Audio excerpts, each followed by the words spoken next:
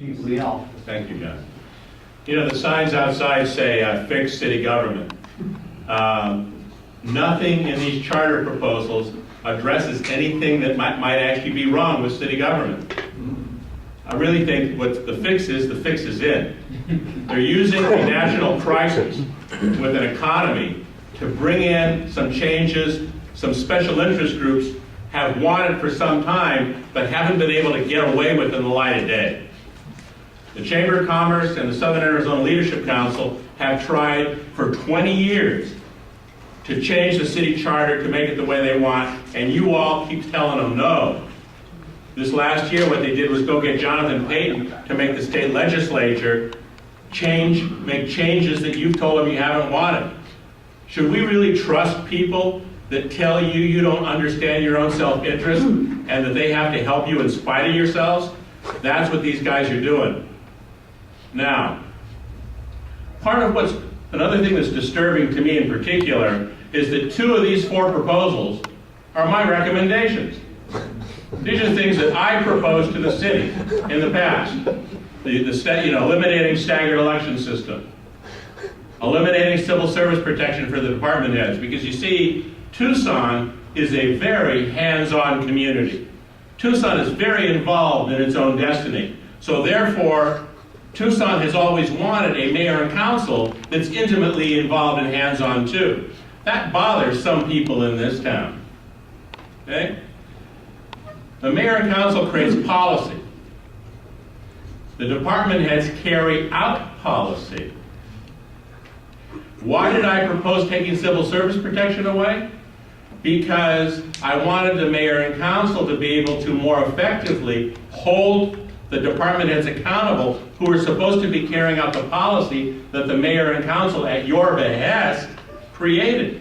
Because the brain can think all it wants, but if the nerves don't connect to the fingers, they don't wiggle.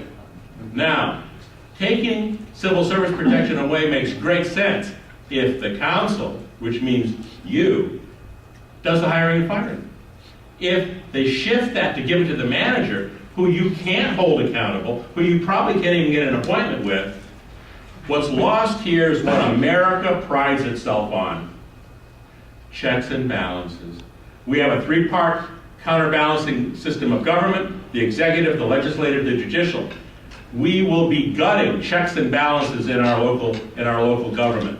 Power will be when you take power away from the council, you're taking power away from you. Now, who will still be able to see the city manager? The lobbyists and the attorneys for special interests. So the people get marginalized, special interest access opens up. How else does that happen? Well, in the past, the Leadership Council and the proponents of this said, well, we can pay for those raises by just tell the council members to fire an aide. Well, that's an interesting idea. So therefore then the council members will be doing the aide's work. So then the council members won't be involved enough with policy issues with the city manager to where the council will have a clue on what the hell's going on. The other thing they've said that would save money is just get rid of those offices in the wards. What an extravagant waste of money. Well, that makes easy access for families in those wards who maybe can't take the time to drive all the way downtown to City Hall where they think the council members ought to have their offices. So again, democracy goes from capital D to small d. They've also said, why? The council, they're lunatics, they're incompetent. If we only paid more money, my God, we'd have better people. Well, we'd just have better people. Well, if that's true, paying more people, getting you better elected officials, Congress would be filled with geniuses and patriots. Paying more money doesn't do that at all.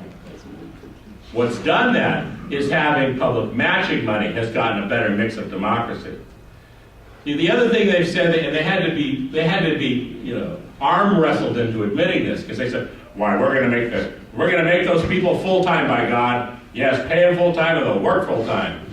Wait a minute. It doesn't say that. It just says you're going to pay them full time.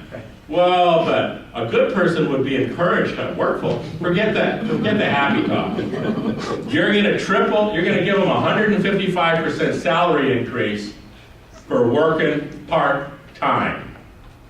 And even if you could come up with more money some way, like eliminating the staggered election system, as they go, wow, we can pay for it that way. Let me ask you, don't you guys think there might be some other things that are more deserving of that money than paying a bunch of part-time people 155% more? Don't you guys think that maybe opening all those pools they closed for our kids? I mean, for a council member to say, I'm so important, I deserve a 155% raise for working part-time, it's more important than your kids having access to swimming pools. Any elected official who thinks that way ought to be recalled. You know? That's awful. So this, I think, is subterfuge. This takes power away from the community, by taking power away from the council. Instead of strengthening it, they're weakening it. The mayoral parity is kind of a silly issue. I mean, the origins of that's like who cares about that? It's the other stuff that matters. But the real kicker is, you all have become cynical about feeling manipulated and lied to in America. When you see these guys have 4 propositions, and they refuse to put them on the ballot individually, and they lump them all together because they want to manipulate you. They want to force you to vote for the couple things you don't like that they really want by voting for the other stuff you may like. Again, this tells you who they are. Don't trust people who want to manipulate you that way. I mean, I propose 2 of these things, but that taking the power away from the mayor and council is so problematic, and taking checks and balances out of our government is so problematic, that I say to you, I am going to vote against this, even though 2 of the things are mine, because the other 2 are so bad, it nullifies any virtue to the 2 I propose. We as a community should get together and come up with charter changes. I mean, these guys have said, why are the charters? Well, it just needs to be changed. It's been there since 1929. Well, that's an interesting bit of logic. So the U.S. Constitution's been there longer. You want to throw that in the waste paper basket too? I mean, this is stupid logic. The guys who proposed this, some of their members proposed taking $350 million of Rio Nuevo money to build a rainbow bridge. Did the Leadership Council object when one of their buddies did that? Oh no, that was just fine. Some of the Leadership Council people are the ones who proposed tearing down the barrio to build a convention center, even though there were other locations. If we had redone the barrio, we'd be making so much money on tourism we wouldn't need to have some sales tax. But instead we built the convention center, which over the last 30 years has cost $100 million in subsidies. And these guys think they're smart and we should listen to them? I don't think so. I don't think so. Don't be suckered in by this. This is really dangerous. I'll stop now. We can answer questions. Okay, 2 minutes for you. Well, Is it enough? Steve did such a good job, went over so much ground that 2 minutes of rebuttal is not nearly enough. But one thing I want to make clear is, first of all, the evil they that he's talking about, fine, whatever. I'm not here to defend whoever the evil they is. I think it's the Southern Arizona Leadership Council and the Chamber of Commerce. He got something right tonight. Right, fine. So you know what? That's not me, right? I'm an Audubon Society vice president. I'm a lawyer by trade. I'm a bird watcher. I looked at this stuff. I read the legislation. The legislation makes sense. That's it. That's how I came to it. I didn't talk about the wards and people cutting back wards and people firing council, firing certain aides in order to save money. It's not in the legislation. I can talk to you guys till I'm blue in the face about what's in the legislation. And there's certain things that, Steve's right about. There's nothing in the legislation to say that it requires full-time salaries, for example. There's nothing in the freaking US Constitution that requires the President of the United States to be full-time either. There's nothing in the Constitution that requires the members of the House of Representatives to be full-time. There's a requirement that the folks in the executive branch can't serve consecutively in the House of Representatives, but there's no requirement that these folks serve for full-time. I can tell you anecdotally that currently this is anecdotal, this is truthfully, 4 of the current city council members have other jobs. And anecdotally, I'm told that at least some of those 4 will become full-time. Maybe it won't happen, but it's certainly anticipated that it will. And that's what happens in most jurisdictions that we see.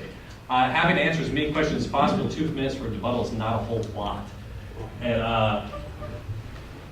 lots of ground to cover. I think questions are coming afterwards. Luke. Yeah. You know, it's sad that he and I are here. Not just because of the fact that I like him, but the Leadership Council has tried to get progressive liberal types out of the community to be the gift wrap front people on this, so you can't really see who it's really for. You know, years ago I proposed getting a map of all the wastewater lines to see which ones were close to the washes so that we could do a big metering drip system to strengthen habitat and do recharge. I'm for that. Right. The Leadership Council didn't like it because they didn't want us to start using water for that purpose, because they want in the future toilet to tap, and they wanted all the reclaimed water to be devoted to toilet to tap. So they opposed that. So it's a painful, I mean, what's life without irony? So it's a painful irony that they've gotten my friend's organization to support what they're doing. You know, they've done that to a number of, again, progressive liberal groups. It's, you know, I use the cartoon of Snow White and the witch, right? And the witch is trying to give Snow White the apple, saying, oh, honey, you're gonna love this, right? It's good for you. And we say, don't get suckered into it. Don't take that apple. Run like hell. Vote no on this while your vote still counts for something, while we're still in charge of our own community. We're seeing powerful interests around America try and hijack democracy, whether it's the Koch brothers. You know, this is the 3-layer cake going on in America right now. This is the local version of it. We need to say no and then get together and have a real conversation about what changes we want and which ones we don't want. Not this one. Thank you.